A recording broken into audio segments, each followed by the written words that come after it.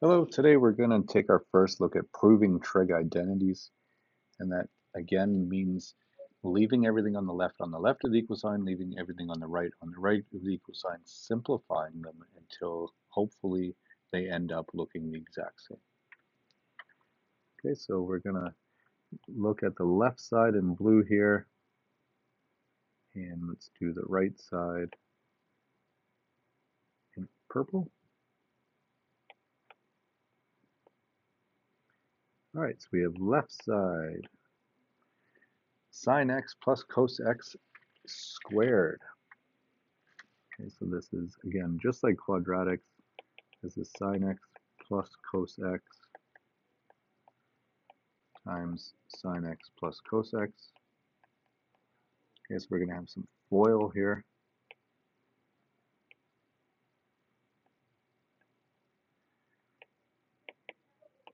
Okay, sine x times sine x is sine squared x. Sine x times cos x is sine x cos x. We have another one of those. And then cos x times cos x is cos squared x.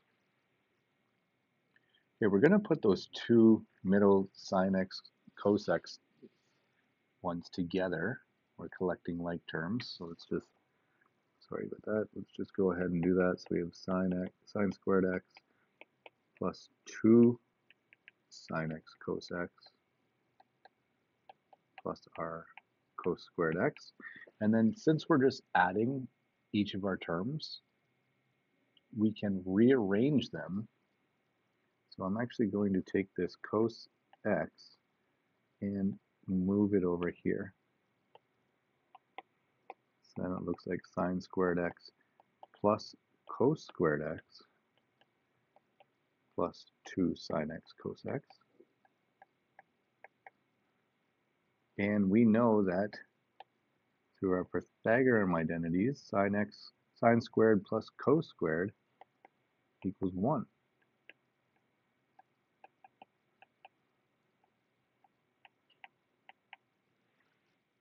Okay, and then on the right side in purple, well, luckily it's already 1 plus 2 sine x cos x.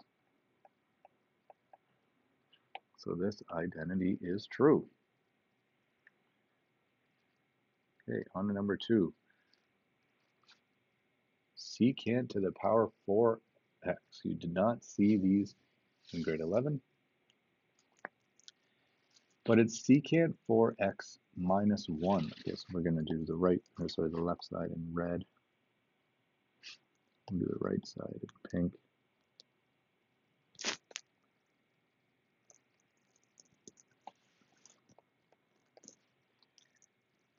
So our knowledge of quadratics tells us that secant to the power 4 and a minus 1 are both square rootable. And because it's a minus sign in between, it becomes a difference of squares. So let's split that up into secant squared x plus 1 and secant squared x minus 1. Okay, now we're going to get rid of our secant. We don't want secants, we want sine or cos, and secant squared is 1 over cos x, cos squared x.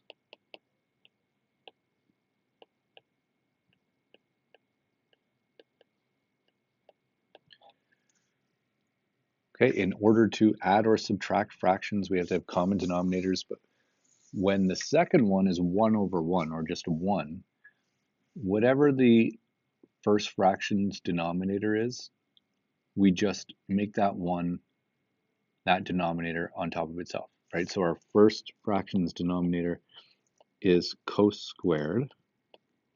So 1 turns into cos squared over cos squared. And that happens with the second fraction too. 1 over cos squared x minus cos squared x over cos squared x. Now we can add, since we have common denominators, we can add our numerators. So we have 1 plus cos squared x over cos squared x, and 1 minus cos squared x over cos squared x. Okay, can't do anything to the first fraction.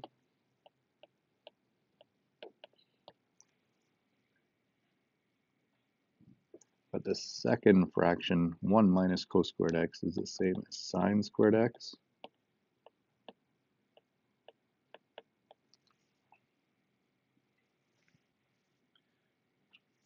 Okay, and because we're multiplying again,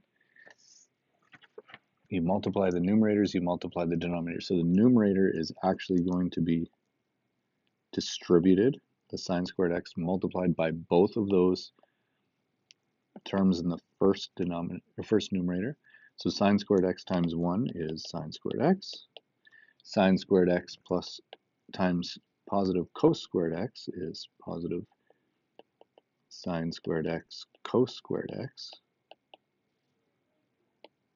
And on the denominator, cos squared times cos squared is cos 4x. Okay, let's take a look at our right side here.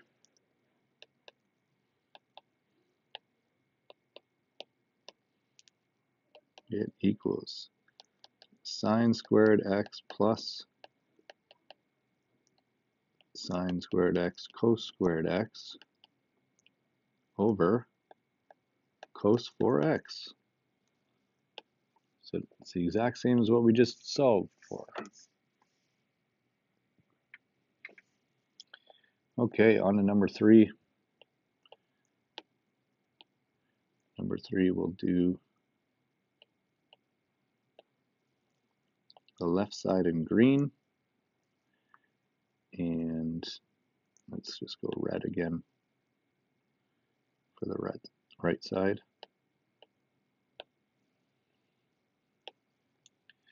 Okay, left side. So we have tan squared x minus cotan squared x. So we're going to change our tan into sine squared over cos squared. And we're subtracting cos squared over sine squared. Okay, our common denominator here will just be sine squared cos squared, right? You put them together.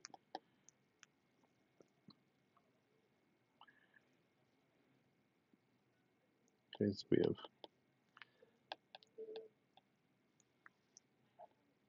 want a common denominator of sine squared cos squared. So what did we do to the first numerator? We have to multiply by sine squared. And the second numerator, we're multiplying by cos squared because those are what we're missing from the denominators. Okay, so we get sine 4x minus cos 4x, which then gives us a difference of squares. So we have sine squared plus cos squared and sine squared minus cos squared.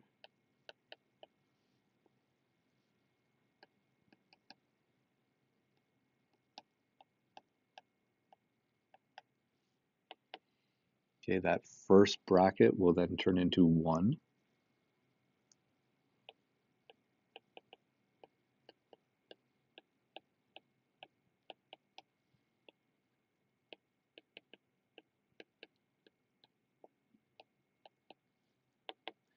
Okay, anything times 1 is itself, so we end up with sine squared x take away cos squared x, all of that over sine squared x cos squared x.